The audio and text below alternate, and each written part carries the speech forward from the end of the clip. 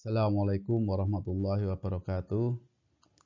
Kita akan lanjutkan pembahasan tentang penyelesaian PDB dengan pemisahan variabel. Di bagian kedua ini kita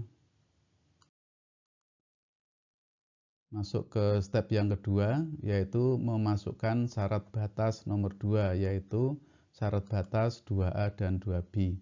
Jadi kalau persamaan 4 tadi kita tulis kembali di bentuknya ini.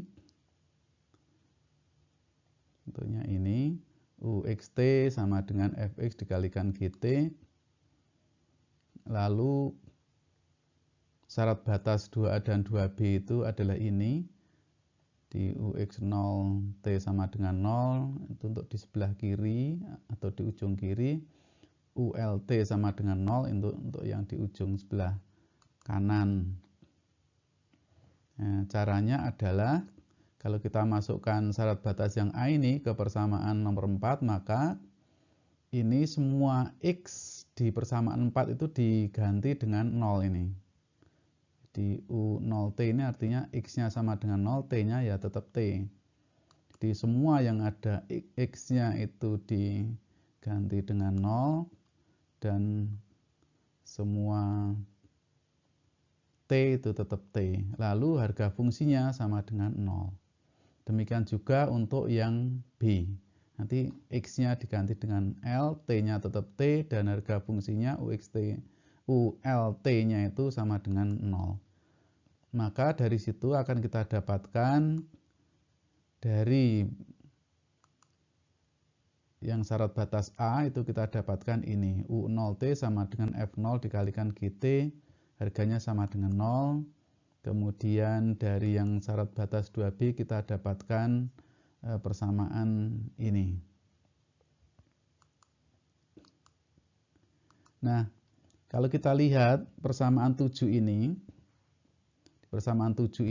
dua-duanya itu adalah perkalian dua fungsi yang hasilnya sama dengan 0. Maka secara aljabar kita harus memilih salah satu sama dengan 0 atau kedua-duanya sama dengan 0. Itu kaidah aljabarnya. Nah, kita lihat yang 7A yang sebelah kiri. F0 kali GT sama dengan 0. Maka GT ini tidak boleh sama dengan 0. Karena kalau GT ini nanti sampai sama dengan 0, maka kalau nanti masuk di persamaan 4 ini, maka nanti UXT-nya itu hasilnya 0. Dan itu tidak ada maknanya sama sekali. Maka yang kita pilih adalah yang F0-nya ini. F0 sama dengan 0. Ini yang kita pilih. Ya, kita tulis di persamaan 8A ini. Demikian juga untuk yang sebelah kanan, FL kali GT sama dengan 0. GT-nya tidak mungkin 0, maka FL-nya yang sama dengan 0. Nah, itu pilihan yang ada, jadi tidak mungkin yang G-nya itu sama dengan 0. Nah, di sini harga K itu harus negatif, tidak boleh 0 dan tidak boleh positif. Karena kalau K sama dengan 0 atau K itu bilangan positif, maka nanti penyelesaiannya itu tidak bermakna. Jadi nanti akan 0 sama dengan 0 gitu. Nanti bisa dicoba sendiri ya.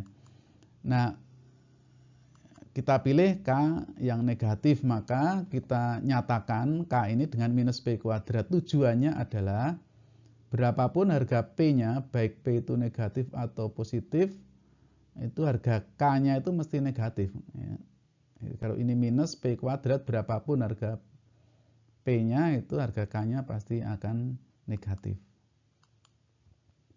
Nah, sehingga persamaan 5 itu kita selesaikan seperti ini.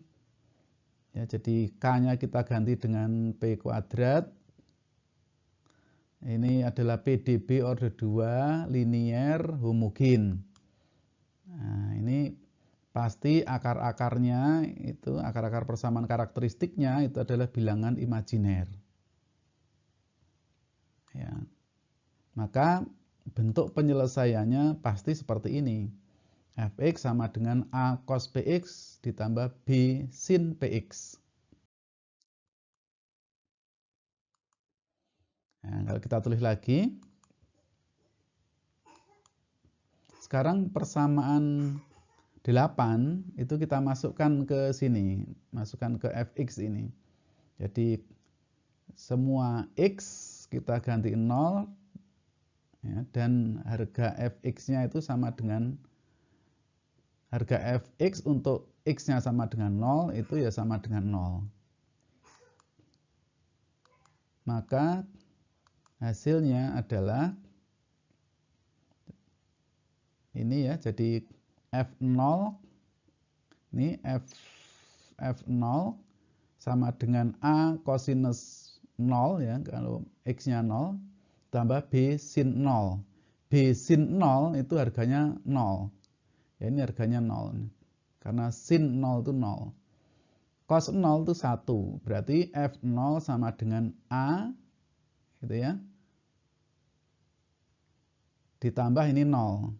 Itu harganya sama dengan 0 sehingga dari sini kita dapatkan harga A-nya itu sama dengan 0. Ya. Kemudian kalau X-nya itu kita ganti L untuk yang di ujung sebelah kanan, maka ini menjadi FL.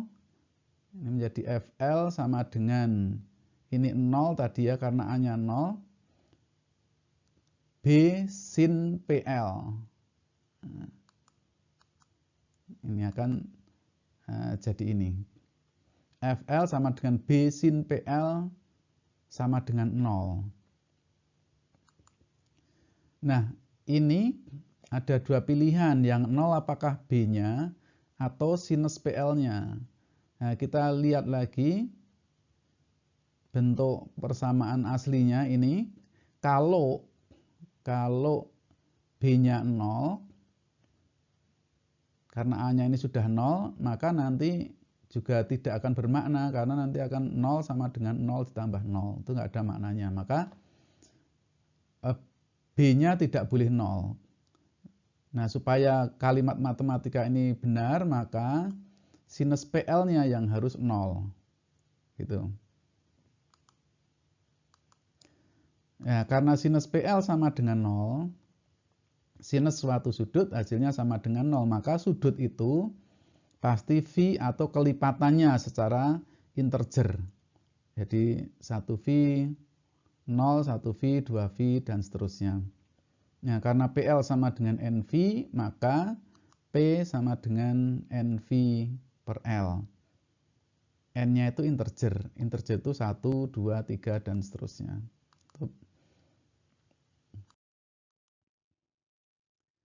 Nah, B kita beri harga 1, ini syarat cukup saja. Maka kita mendapatkan banyak penyelesaian sekarang karena ada N tadi ya. N-nya itu integer 1, 2, 3, sehingga yang tadinya bentuknya itu Fx menjadi Fnx. Ya, jadi dari Fx yang A cos Px ditambah B sin Px tadi, ya, dengan harga A sama dengan 0, B1, P-nya sama dengan NV per L, maka Fnx sama dengan sin NV per L X, ya, dengan harga N adalah 1, 2, 3, dan seterusnya. Nah, sekarang kita selesaikan persamaan 6. Ya, sama harga K-nya harus negatif. Ini kalau kita masukkan harga P-nya sama dengan NV per L tadi, maka kita dapatkan persamaan ini. Ya. Atau kalau kita sederhanakan lagi, kalau C dikalikan P itu sama dengan lambda, atau CNV dibagi L itu sama dengan lambda N, maka persamaan 6 itu dapat kita tuliskan menjadi persamaan 11 bintang ini. 11 bintang ini, maka penyelesaian dari PDB ini, PDB order 2 linear homogen, dan akar-akar persamaan karakteristiknya itu berupa bilangan imajiner, maka bentuk penyelesaiannya adalah ini. Ya, Gn T sama dengan Bn cos lambda Nt ditambah Bn bintang sin lambda Nt.